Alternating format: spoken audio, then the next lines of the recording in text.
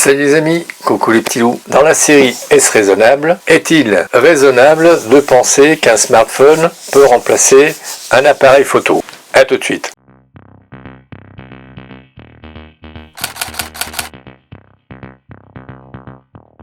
Alors, je vais moduler ma réponse en fonction de l'expertise du photographe. Le débutant qui n'y connaît rien, pour lui son smartphone fait de belles photos. Pour lui, je dirais que effectivement l'intérêt d'avoir un APN, donc appareil photo numérique, est quasiment nul, soyons clairs. Et l'achat d'un appareil photo numérique serait déraisonnable et inenvisageable. Pourquoi en faire plus? Le débutant qui a déjà eu un appareil photo numérique entre les mains et qui possède un smartphone photo, alors quand je dis smartphone photo, c'est un smartphone avec plusieurs objectifs à son dos, je dirais que l'achat d'un appareil photo n'est pas envisageable. Pour le débutant qui a eu un appareil compact mais avec plein de possibilités et qui ne possède pas de smartphone photo avec plusieurs objectifs à sa disposition, l'achat d'un appareil photo numérique de type M50 ou Z50 est largement envisageable et raisonnable. Alors pour un rappel de base, l'iPhone 12 de base fait quand même dans les 1200 € et des brouettes. Le Galaxy Samsung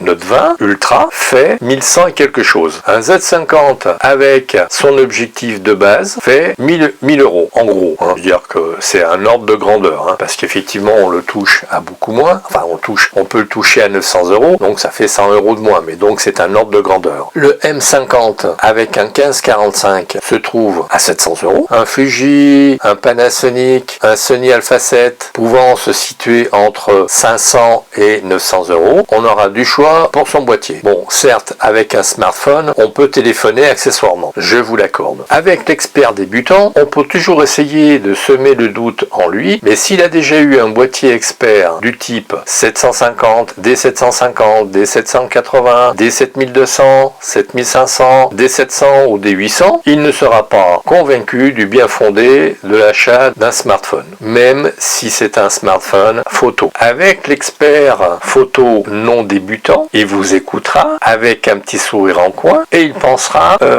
est-ce que je dois leur dire qu'ils se mettent le doigt dans l'œil jusqu'au coude? Alors pour l'expert confirmé qui possède tout un panel d'objectifs dont la résolution dépasse les 120 lignes par millimètre, dont par exemple un 50 mm f1.4, un 105 macro, entre autres, il pensera très fort. Mais ils me parlent de quoi ces mecs là? Ils y connaissent quelque chose au moins? Ils me font perdre mon temps là, mais c'est... Eh oui, ils existent pourtant. Il vous dira que si l'on ne doit prendre qu'un seul objectif, un 24-120 par exemple, est-ce que votre machin en fait autant? Qualitativement, est-ce que vous pourriez, par exemple, avec votre machin, faire des photos du 35 au 400 mm également? Non, Bon, alors, on ne joue pas dans la même cour. On fait des photos, c'est évident, tous les deux, mais ce ne sont pas les mêmes. Personnellement, je peux faire une photo en poster, vous pas. Et là, mon pauvre ami, vous êtes dans les choux. Alors oui, vous pouvez me dire, oui, j'ai toujours mon smartphone sur moi, mais moi, je sors jamais sans mon appareil photo. J'ai un Z50, là, qui est super léger et qui est super bon. Je peux faire de la vidéo en 4K, je peux faire des photos qui tiennent la route, que je peux agrandir, et je peux les agrandir bien au-delà de ce que vous pouvez faire. Mon appareil photo fait 940 grammes, carte comprise, donc c'est un truc qui est super léger, même avec des trucs super balèzes. Mon Z50 avec son objectif fait 579 grammes. Bon, avec ma sangle, je le sens pas. Des fois, je me dis, j'ai oublié mon appareil. Et puis non, je l'ai sur moi. Alors, quant au pro, tout dépendra de ce qu'il souhaite faire. S'il en a besoin, il utilisera un smartphone pour faire semblant d'avoir fait des photos à la dérobée, alors qu'en fait, ce sont des photos qui ont été prises sciemment, où il a pris le temps de faire ses photos. Je connaissais un pro comme ça. Il allait dans les boîtes de nuit, il prenait un smartphone et il faisait des photos pour faire croire que ça a été prise par un amateur.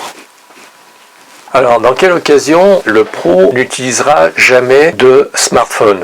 Par exemple, des photos de publicité, des photos pour un mariage. Vous imaginez les mariés qui vous disent, bah oui, là, on aimerait bien un 30-40 ou un 50-70 du groupe. Vous avez déjà fait des photos de groupe avec votre smartphone tiré en 50-70? Non, Ah ouais, ça se voit, ça se voit. Avec une de mes optiques, je peux même faire du 4 mètres par 5. Mais là, bon, on est dans le domaine pro, on n'est plus dans le dans le domaine amateur et dans la bouche d'un professionnel amateur, c'est vraiment au bas de l'échelle, qualitativement. Vous voyez ce que je veux dire? Donc tout dépend de votre statut. Si vous débutez, vous pouvez faire des photos au smartphone, c'est évident. Si vous commencez à être un peu expert et que vous dites je fais des photos, j'allais dire que on vous demandera peut-être de faire des grands tirages et à ce moment-là, le smartphone, faudra le mettre de côté. Voilà les amis, je me ferai pas plus long sur cette vidéo. Si vous avez aimé, vous likez, comme d'habitude, vous partagez, vous vous abonnez, vous faites abonner et vous parlez de mes vidéos. Merci de votre écoute et à très vite.